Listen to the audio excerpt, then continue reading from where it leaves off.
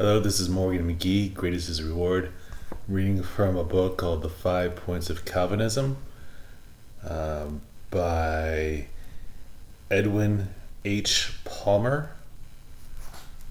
Now, I ask you, does this sound like all of human existence? The title of 5 Points of Calvinism can be misleading, for Calvinism does not have 5 points.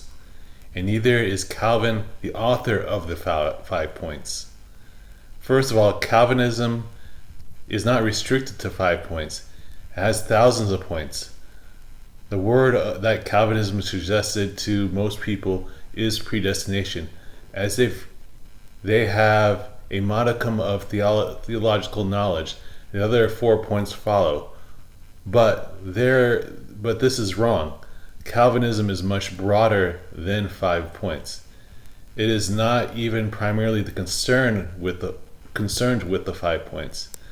The first catechism, which Calvin drew up in 1537, predestination was only briefly mentioned. In the Confessions of Faith, drawn up in the same year, there was no mention of it at all. In this other catechism, the 4 confessions attributed to Calvin, the doctrine is mentioned only in passing, and it is the first edition of his monumental work, The Institutes. It was given no important place even when he treated the matter of salvation. It was only in later editions, after the attack has been made on the grace of God, that he enlarged upon predestination. Skipping up a little bit further, and Calvin was not even not the first nor the last to uncover the biblical truth. Many others confessed them too, from August to Gottschalk to Spurgeon, from Luther to the Baptists of Dominican, from Duchess of Scotland, from the Dutch to the Scottish to the French, from individuals to associations to church confessions, from laymen to hymn writers to theologians.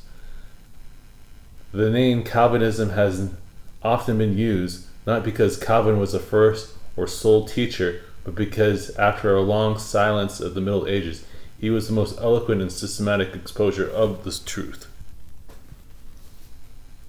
Expounder of the truth. So this is taken from the introduction of this book, 5 Points of Calvinism, by Edwin H. Palmer. Whatever you may think of Calvinism, all right? Whatever you may think of predestination, whatever you think of eternal salvation, of once saved, always saved, sloppy agape, as Michael Rood calls it, Calvin was not the inventor. A. B. He didn't spend that much time on it. And I've been reading his Institutes for a good long time, and he mentions a lot of other things that you should be angry about, anti-Calvinists, but predestination he barely goes over. The teacher of predestination for myself was Martin Lloyd-Jones. He went over that in his exposition of Ephesians chapter 1, and of course Romans series. But Ephesians 1, he really went over the ideas of predestination. It's very hard to argue from Ephesians 1 that God did not personally choose a person to become saved. And that being them being predestined to be saved. Now, your thoughts on once saved, always saved, let's put that to the side just for now. What is troubling is that I've walked the earth for 42 years. I don't know how long you've walked the earth for. But in my time and travels and my communications with people, this is pretty much par for the course. Someone doesn't know anything that they're talking about. They find a subject that someone else summarized, and someone else summarized that point so they can argue against it. They create straw men so they can fight those straw men. And other dodo birds, instead of going to the source or reading the white paper, they take up that cause, pro and against, without actually opening up the book and seeing what the person says, because they have to defend XYZ, or they have to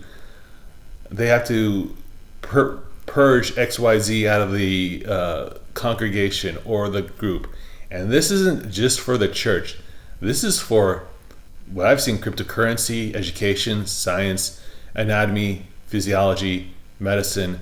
Every human endeavor has this going on for it. People oversimplify someone else's argument and then attack it, and other people defend the straw men.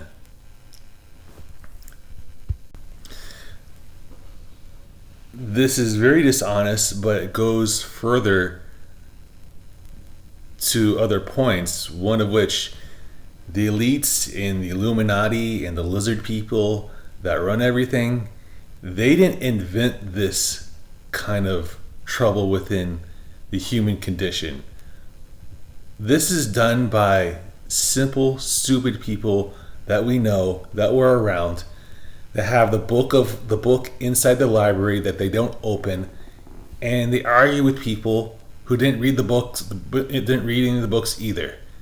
Lizard people didn't create this trouble. I would venture to say Satan did not invent this trouble. This is a human condition 110% down. It's the least clever, least sophisticated attack on humanity we have. The least sophisticated. Second, there's a guy who runs a YouTube channel, Eric Weinstein, Dark Horse Podcast, and he makes the claim, if you're cynical, you always have the room to become more cynical. That is kind of troubling. There's always room to become more cynical, even if you're cynical. I think this is kind of showing that point. Morgan McGee, greatest reward. Stick around. You'll learn something from my YouTube channel. I do actually open up books. I do actually read things from books. I do actually get to the point. Thank you very much. God bless. Please support me in my cryptocurrency.